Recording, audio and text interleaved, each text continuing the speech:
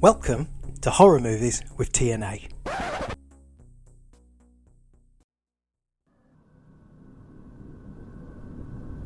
Pieces, a poem in bits, a horror in parts, yes, a puzzling dance, like a jig, so a tableau, motionless spare figures after the kill. A good film, Pieces, is or shit, but a piece of shit.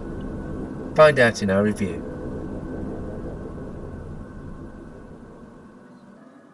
Kendall's Donga. Right on, man. I mean, mainly should have just gone with the balls. All you need is a geode, a fake album by oh, that's the gate. Genre. Crazy horror. Crazy horror. In this episode, we're talking about Pieces, 1982. Or 83 when it was released in the US of... Hey! Director Juan Whoa. Piquet-Simon. Literally took a knife to that and murdered it. Where is it? What you got? J. I see. Well, I think they said J, so you would J.P. think Simon. J.P. Simon. Well, I think that, yeah, J.P. Simon, because I think they were trying to make it look more American on the titles. Okay. Because the titles on the version I watched, obviously, were trying to say, this is an American film.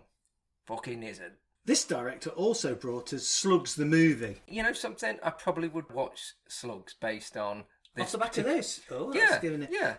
Just because, well, when I get to the end, I'll say why. The Spanish title for this film was La noche tiene mil gritos. The Night Has 1,000 Scream. I wrote screams down on my books. Screams, I'm assuming that's meant to say. Pieces is better and more appropriate. Well, we said it could have been called Jigsaw, but... Jigsaw Killer. That's already gone because of the Saw films, and there is a film called Jigsaw. But when he made this, this influenced the... I'll go through some of the people. Christopher George as Lieutenant Bracken. Now, actually, though, I have to say, he's got a great list of films he was in. He was in Mortuary, 83, Enter the Ninja, Graduation, City of the Living Dead, and The Exterminator. Oh, Graduation Day. So his portfolio of films is really good. Linda Day as Mary Riggs. Paul L. Smith as Willard, the mild-mannered janitor, who wasn't mild-mannered. What was he in as well? Because Paul L. Well, is that his real name as well? Yeah, and he's the actor that always reminds me of the guy that's in Four Flies. You know, the one that was in the Spaghetti Westerns. But that's Bud Spencer, is it? Bud Spencer, and they look really similar, yeah. But he's from Crime Wave. That's where Crime Wave, yes. That's where I know him from. Edmund Purdon, who plays the Dean. He was in Absurd as the father. You remember him in Absurd? Yes, who's on the hunt for the no, for I George don't. Eastman. To be quite honest, I don't remember it. I'm trying to wipe it from your mind. Yeah, so he was the father in Absurd, and Professor Arthur Brown, Jack Taylor, and he was in loads of Jess Franco films, like Succubus, loads of them. His acting is shit. And Kendall, who's the student who ends up becoming a policeman for some reason, is Ian Serra. I don't think he did anything. No, I didn't see anything for him, but he plays quite a pivotal part in the film, so I mentioned him for that reason. To be honest, yeah, I mean, you know, he goes nuts. you know where that. There's two inexplicable scenes in this film. Anyway, shall we start? Is there any other housekeeping? Is there anything else you want to talk about before we dive into Pieces? I think it was Spanish, American, and I don't know if Italian co-production. I'm not sure. Parts of it, exteriors were made in Boston. Yeah. A lot of it is very kind of Italian, Spanishy, but it's kind of made to look American-y, isn't it?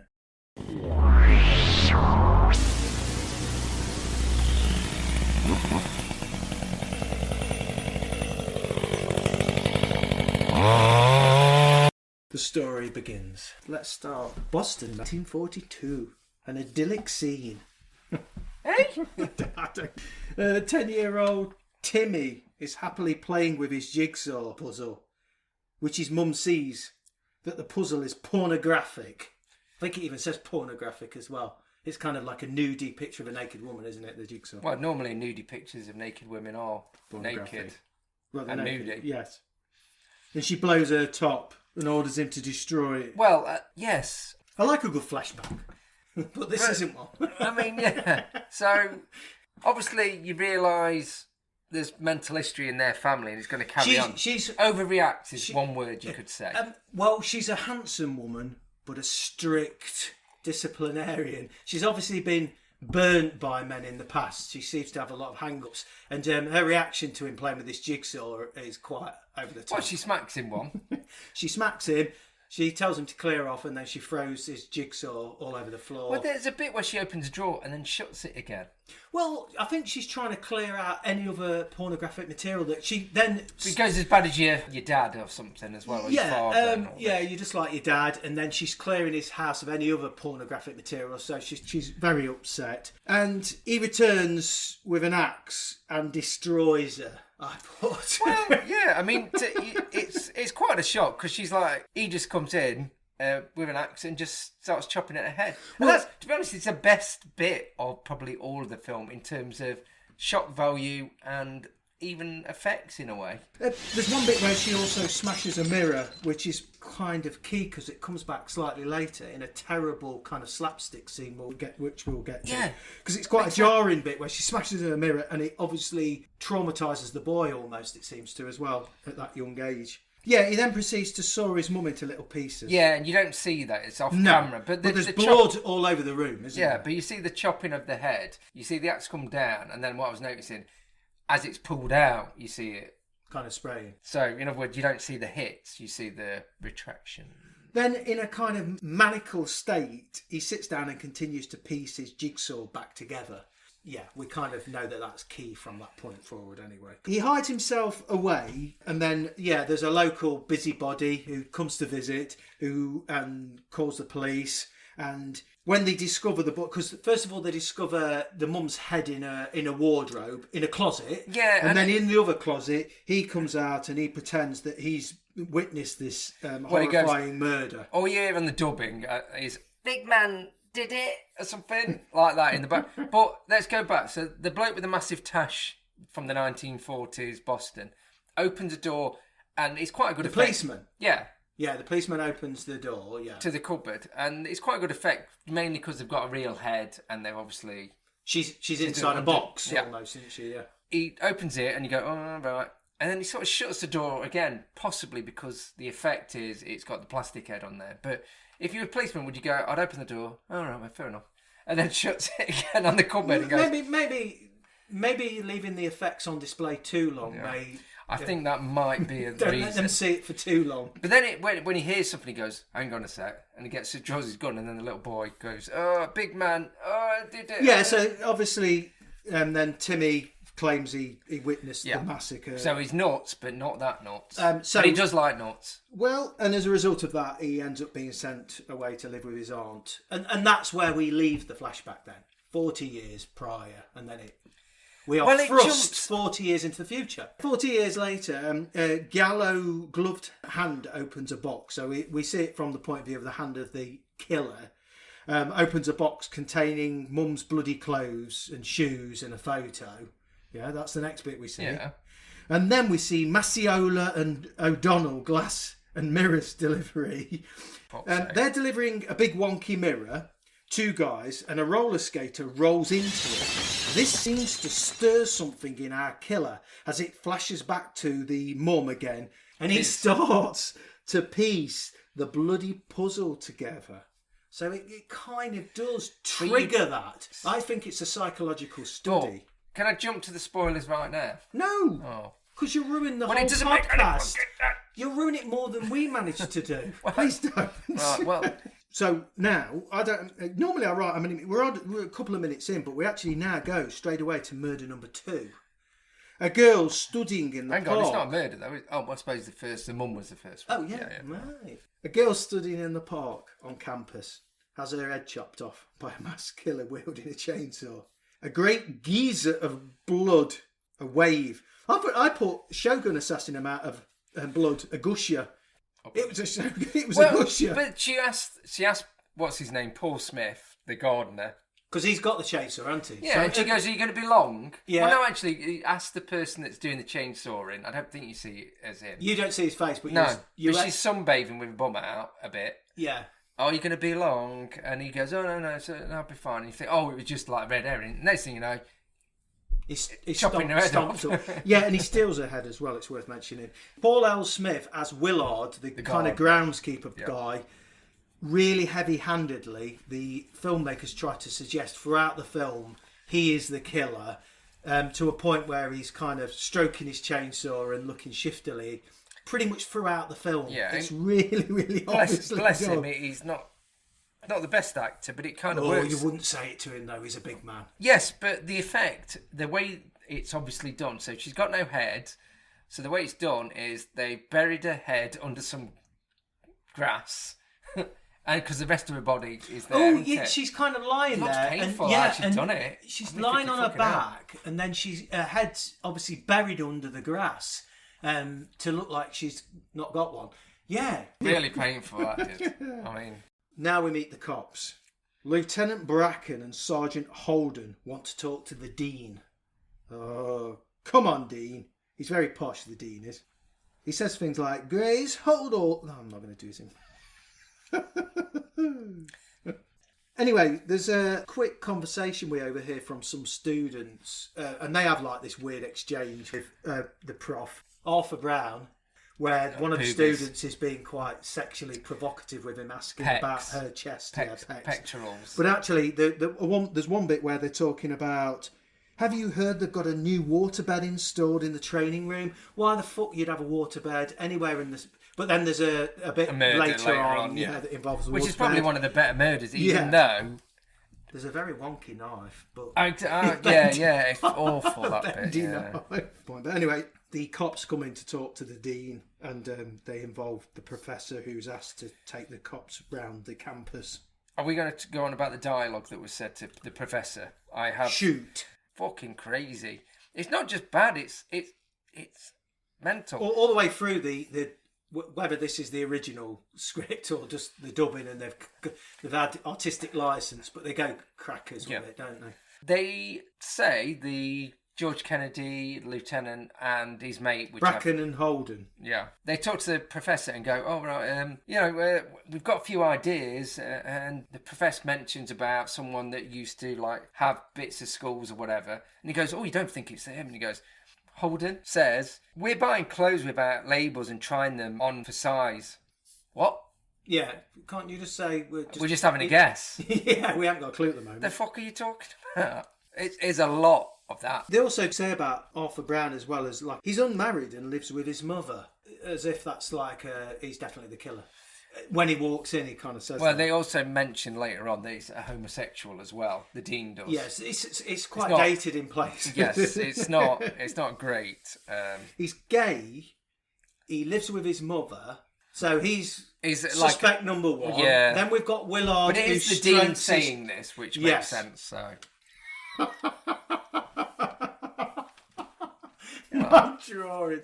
I'm going to show you this. This is Arthur Brown and the cop. That's terrible. Arthur Brown looks like someone out of Planet of the Apes. Yeah, but watch Paul L. Smith. Got my hand covered. He looks like he's having a shit. Yeah, well, he's got. To be honest, that looks like a Shogun assassin, like a Japanese fighting. That is what he looked like throughout the film, like he was about to take a dump. A dump? A dump. That was the Dean's voice, that was. I mean, your drawings are good, but they're never accurate.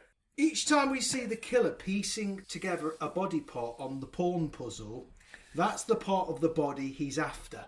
You know that next thing he needs is a couple of arms. You took too much notice. The main thing I was wondering, why he had big rubbery black gloves. Yes, it's a very dexterous activity, and those big thick gloves didn't help him because he was really strong. Well, it's like wearing a pair of big oversized marigolds while you're trying to put a bloody jigsaw together. I wrote that later on. I said, he's really struggling with that jigsaw, isn't he?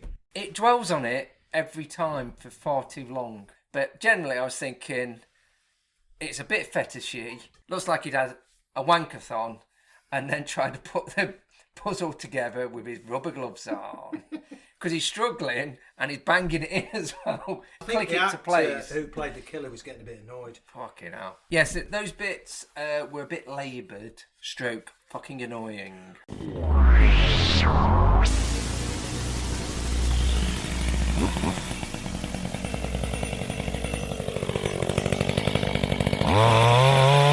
So now we're introduced to student Kendall, who agrees to meet a chick at the pool so they can do it underwater. Because she says, I've never done it underwater. Oh. Sexy. Yeah, well, the killer gets wind of this and sends Kendall a forged note to tell him the tryst is off so that the killer can kill the pool girl uninterrupted. Right, so at the pool, a shadowy figure lurks around. Not sure how she doesn't notice him because there's nobody else in there. He's in the shadows and he's always wearing like a, I don't know, is it like a fedora hat? Because it's like his shadow looks quite good, I think, in a way.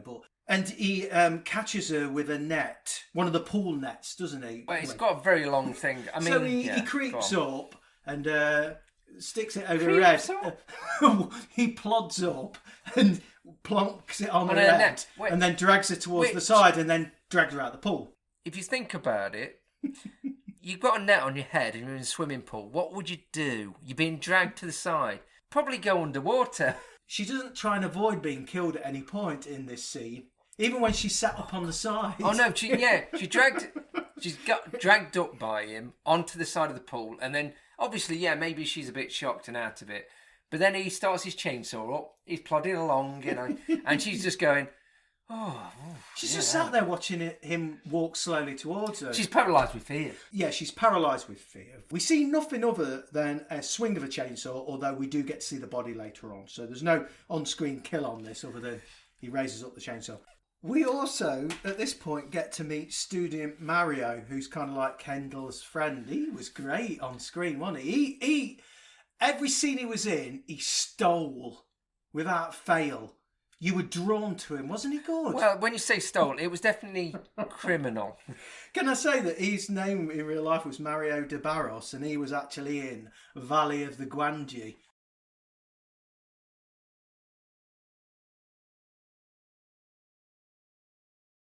Big up Mario.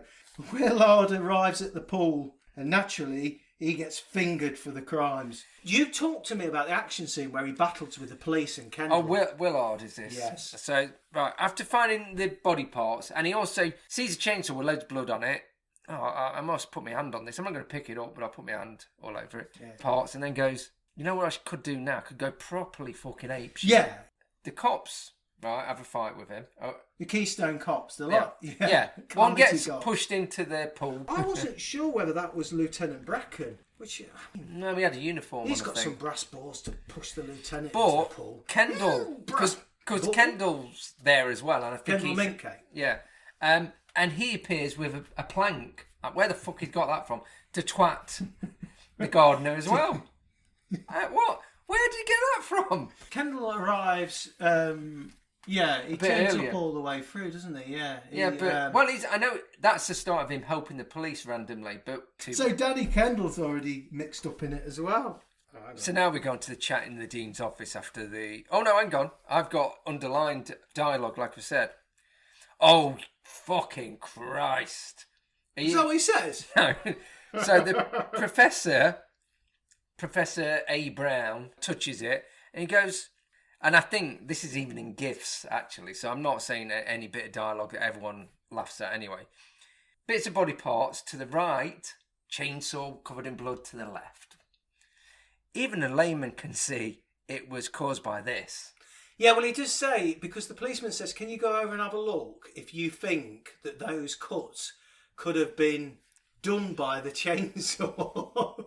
I mean, the evidence and the murder scene couldn't have been laid out any more clearly for the fuckers, could it really?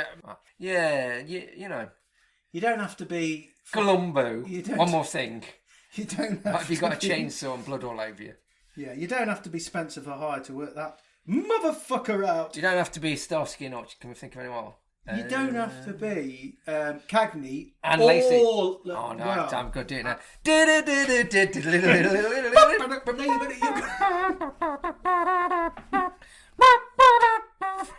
Call back to Manhattan Baby. If you haven't listened to it after listening to this, it's equally as shit. To be honest, like you say, his eyes are doing all the work, his brain's doing none.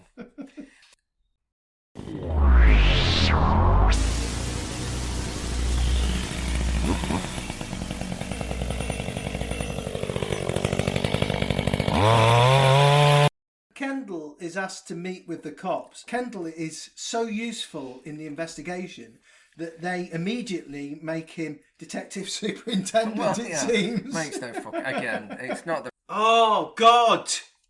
Down at the station, tennis star Mary Briggs, Fucking, this makes no sense either when you think about it. Go on. who, as it turns out later, looks like she's never fucking played tennis in her life, agrees to go undercover as a teacher in order to draw the killer out. I don't know why it never explains what she's doing down at the police station, but she works there. She used to be a tennis star. They ask her to go undercover at the campus to try and draw She out doesn't the work killer. there, does she? I mean, Well, she she even just says helping later out. on. Well, yeah, she's a volunteer. Oh, well, no, that's fine. That's good. I'm good on. Yeah, Mary Briggs. I don't think The- you can the fact that she's volunteer to do willing murder investigations No, for of the course police. you can. Yeah, of course you can. If Well, you're let's willing go to now. go in, then why do you want to be undercover as a tennis teacher at a campus? Where someone's chainsawing people. Yeah, I do that, Con. First thing Mary does to prove her tennis credentials is to unconvincingly grind a 14-year-old tennis player into the dirt Well, it's and not... shatter her dreams. Well, I noticed the 14-year-old girl's running around like a headless chicken, and Mary doesn't fucking put 1 foot away from the centre of the court. Yeah, but that's what you do, isn't it? If you're a class, maybe- if you're a good tennis player, Oh, you maybe- send the other player. I stand corrected. But she every time she hits it, I'm not sure she's ever played tennis. It looks in her like life. I'm playing. Anyway, so it goes over to the campus and it shows Mary playing tennis straight away. Also, quickly it goes to our killer, and now he's piecing the puzzle together and he's putting arms, and again, clumsily, 2 he's minutes of piecing this the con. jigsaw together with the arms. You only need to see it a couple of times, but it's at least 4. Maybe, when I say at least 4, it probably is 4 times. Were you in but- peace? Back to the dance studio. Heavy breathing as our killer watches a solitary dancer in the studio late at night, practicing her routine. She gets spooked because she hears somebody. So there's a bit where Kendall is advised by the lieutenant to go and see a psychiatrist or whatever. Because he's traumatised. Well, something like that. Yeah. I just no fucking sense anyway. Like the rest of the film. Anyway, so and then when he gets there, the lieutenant's there as well, which is fortunate. And Kendall realises it's a shrink, as he puts it. But obviously Kendall's going, well, why do I need a psychiatrist? I'm all right.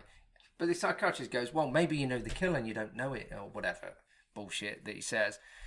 And he goes, but well, I don't get it. And he goes, well, underline dialogue again. Kendall says, but I don't know the killer. Or do I? Ah! Well, that's instantly suggesting that it's somebody on campus, isn't it? Do you know what I mean? Or That's what it's saying. Or it's the stupidest thing to say ever. Like, goes, well, I don't know the killer. Or do I? Or don't I? Don't you think? Or do I?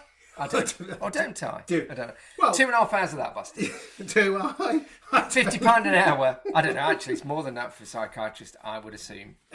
No, I thought what you meant was, listen here. I thought you meant that Ian Serra, who was playing Kendall, was on £40 an hour. I said 50, but no. What yours? Anyway, so yeah, so he may know the killer, or does it? I don't know. But that bit it's goes no. Really? Hey, it's really turned into a bit of a whodunit. No. What a fantastic fucking thing. No, because you could guess from the fucking start. So the killer's on the arms now, on the jigsaw. Whoa, here we go. Look, listen. Dance class. Well, I thought it was aerobics at first, but then she just keeps going 1, 2, 3, 4. 1, 2, 3. It's more like a fucking song. It's a drill. It's more like a drill. Robot Blakey singing Running around, what are you doing here? Yeah, Running around. Yes, I've got the main song is Running Around. I believe you can get the album for Pieces and vinyl. Yes, yeah. Have you bought it? Buy it. I was considering it, I'll get especially that for your because you've got birthday. Running Around. I'm not We'll gonna come get back to the anything class for your later fucking because birthday. basically it just has a scene that leads nowhere and it just has the killer watching them, or it's suggested the killer's watching him, but it then moves to something else, so that's bollocks. Well choreographed. Well, it's not bad actually, but it just goes on for fucking hours. Most of the scenes in this film go on for quite a while. I recently, the other night, watched Nightmare City, and there's a show they've put on where there's a dance routine, and that's far worse. Yeah, but in a way it's better. I quite like it because what happens next? Yeah. Anyway, that's Nightmare City. That's coming up soon. Umberto Lenzi directed. Back to the dance studio. Dancer gets spooked. We've already said that. And she... If we rewind a bit, because the lead up obviously is meant to be tense, so there's a bit. It's really tense because she gets spooked.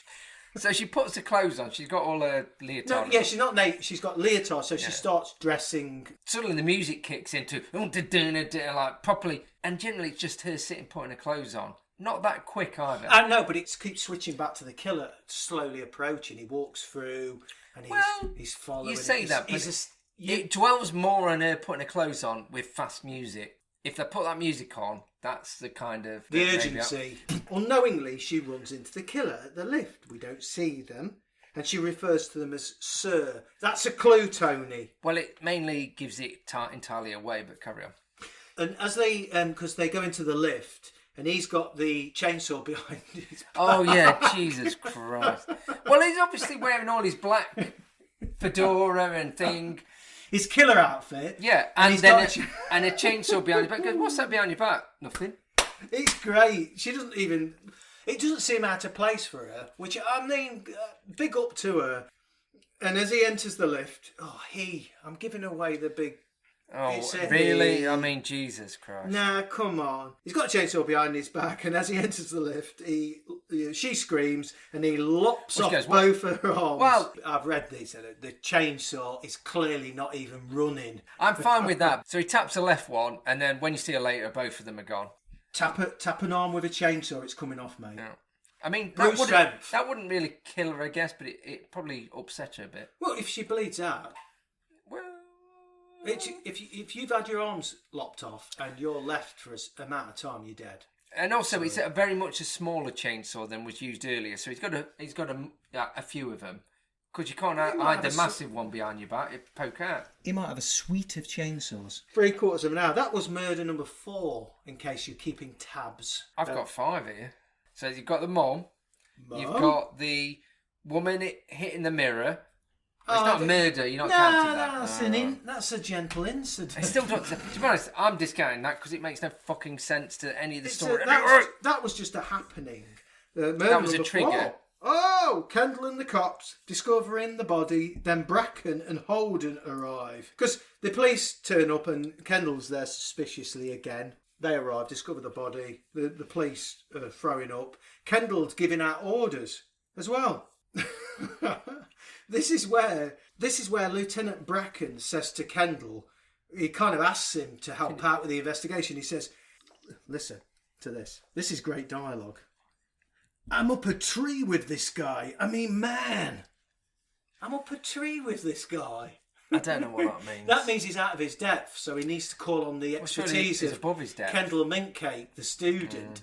This is switching scene completely. Girl in bed with Kendall. She screams. Oh, yeah, sorry. Yeah, and Kendall says to her when she screams, anybody would think you were in bed with a chainsaw Charlie.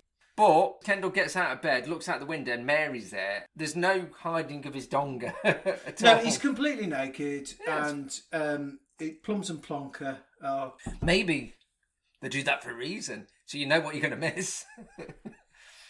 That comes back to Inexplicable Scene 2. Yeah. So our undercover police volunteer, he sees her walking outside on her own at night. He leaves the girl he's with, who's just seen Chainsaw Charlie, and says you can and she even says you can gag me if you want. Yeah, she's very desperate for Kendall. I mean, well, having said that, I mean, I haven't seen his donga. Having seen his Plums and Blanca, I'm not yeah. sure. 50 minutes in.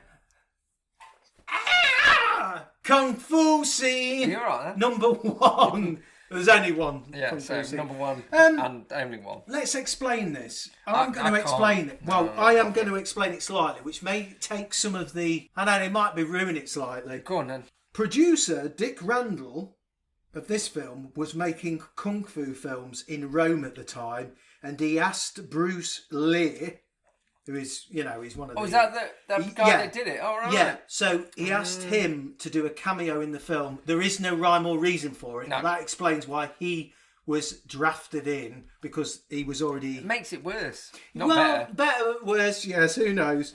It is a strange scene. Mary's wandering around. It's meant to be a bit creepy. And you can see that there is another stalker, which is probably the murderer, but you don't really know. Yeah, I think he's there as well, isn't he? Yeah, but suddenly a bloke in a tracksuit runs past, and then you see Bruce Lee or whatever his name is. I couldn't have it, L.I. or... Because I don't think he's mentioned at all. Just starts karate kicking and punching attacks at her. And she gets a gun out, and then he kicks the gun, and then... She falls on the floor, and he Well, no. approaches her, No, and she no. kicks him in between the legs. Ooh, none of that happens. Not what I watched. Oh, go on. He just faints and falls to the floor. Oh, no. She's He not... gets it kicked in the balls, and he falls to the floor. And Yeah, passes out. he runs her, and she kicks up into his balls, and then he falls over. But I couldn't see that. Oh, maybe. I just thought he just goes, ooh, and then just falls to the floor. No. Because he's out for like a minute. Yeah, she kicks him. Who gets kicked in the balls and passes out for a minute? I don't know. There's no... I mean, that bit out of the I whole scene... watched that 3 times, and I still Why? didn't get the ball kicking. Why would you question that? It turns out it's Kendall's kung fu professor. Kung fu professor. Well, yeah, and the reason it is he didn't know what was happening, and he just... Well, the dubbing is a 1970s offensive, mind your language kind of... Yes, it's really incredibly bad as yeah. well. Yeah. Oh, well, he says I must have had some bad chop suey. Yes.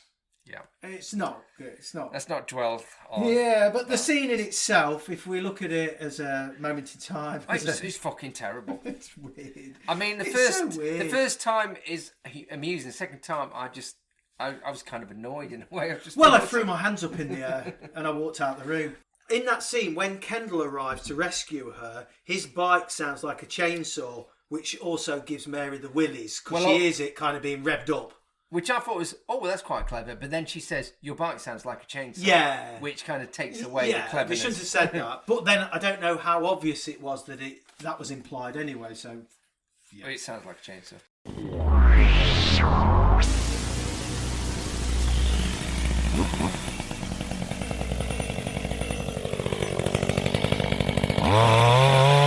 Murder number 5. Our next victim is the local reporter who's kind of been snooping around in the film. And this is probably the best kill in it, Yeah. even though it's probably the least gory and a bit weird. Killer has dumped his trusty chainsaw and gone with a plastic knife for this scene, which can be seen bending when he's killing her. Yeah, the death on a waterbed. I mean, we don't have to explain it. He basically starts chasing her, and then she falls onto a waterbed, and he starts... Yeah, it's slow motion. Yeah. It goes on a long time. The one thing with how he kills her in the end, he stabs her a bit and then rotates her so she's facing downwards. Yeah, well, she turns to try and get away, and then he stabs her on the back of the neck. But you can plainly see that the knife kind of bends. But it cuts to, it coming out of the mouth. Yeah, which I think is in another film, but is it something like Stage Fright?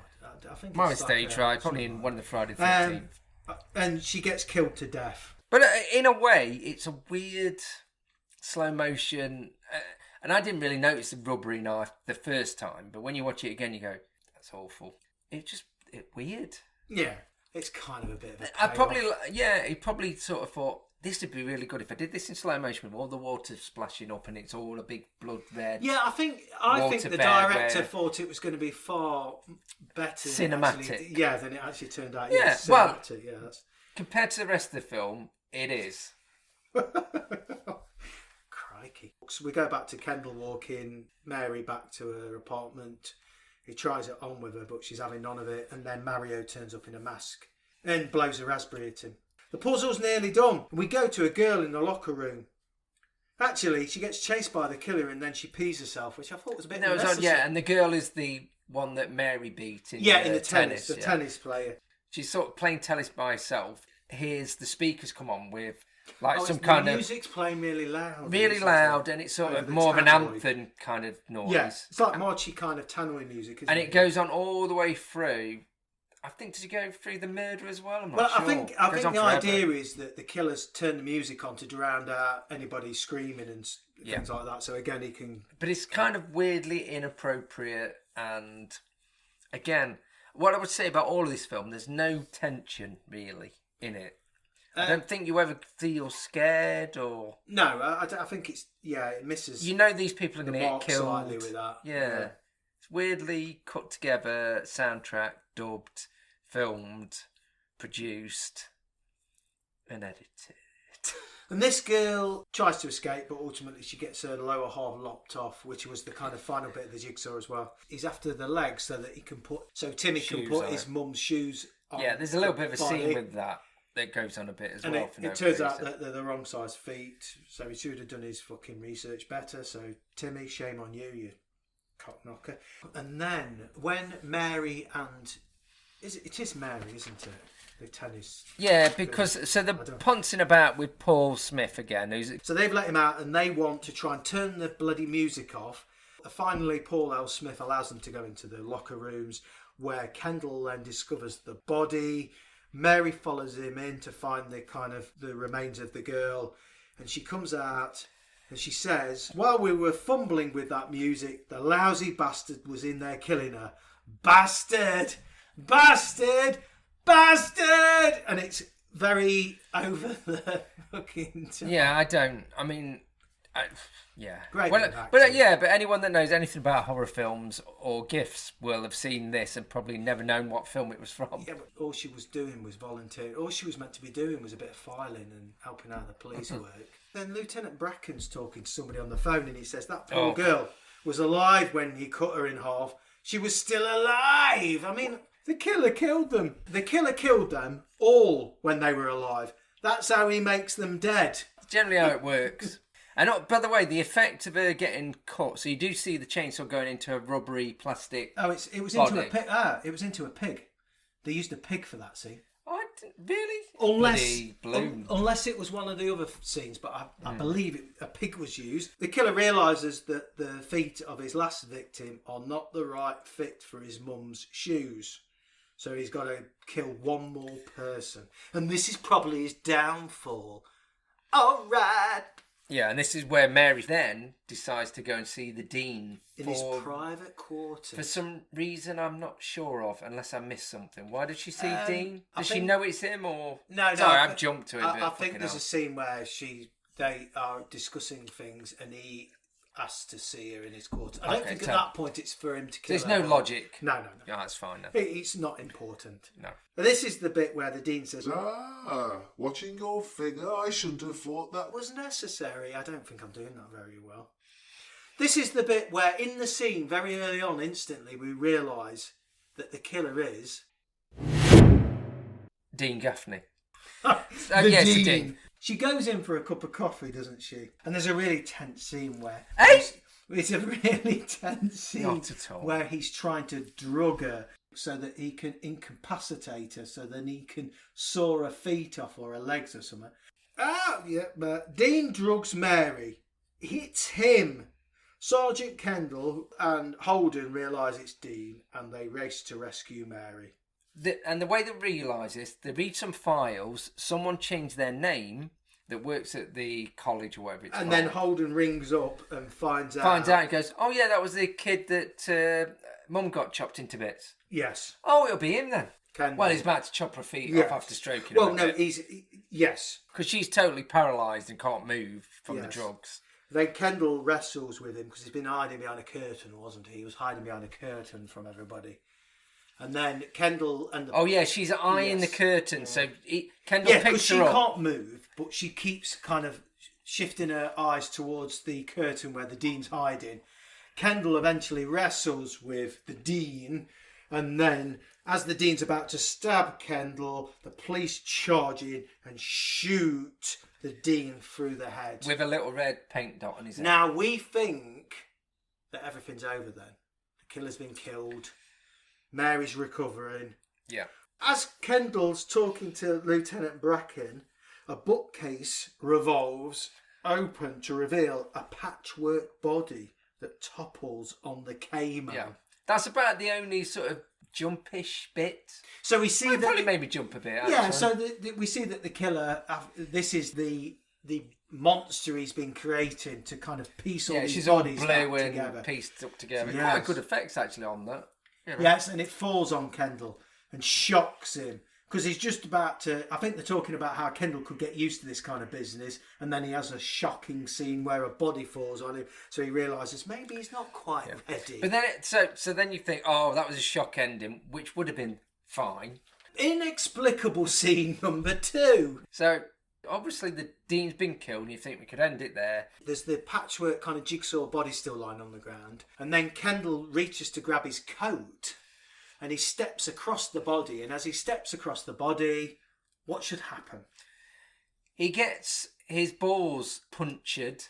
Yeah. And it's as bad as it sounds, really. As he steps over, the body reaches up and grabs his Taters. his balls and pops them. Like I say, Kendall goes nuts. Yeah, his face is a picture, and then the end. That's it. Obviously, that doesn't make any sense, but then you could... This actually happened. You know, we watched this a few years ago. We both went fucking hellfire at that ending. It was almost makes the film. It was a surprising ending. Yeah, it was good fun, and it was hilarious as well. That was you can't take. It's hard to explain it, really. Yeah, I think when you know it's coming up, though, I will say now it's my third time I watched it. It takes a bit away. Shall I just jump into my review as I'm about to go off on one? Yeah. Let's review the film. Oh yeah.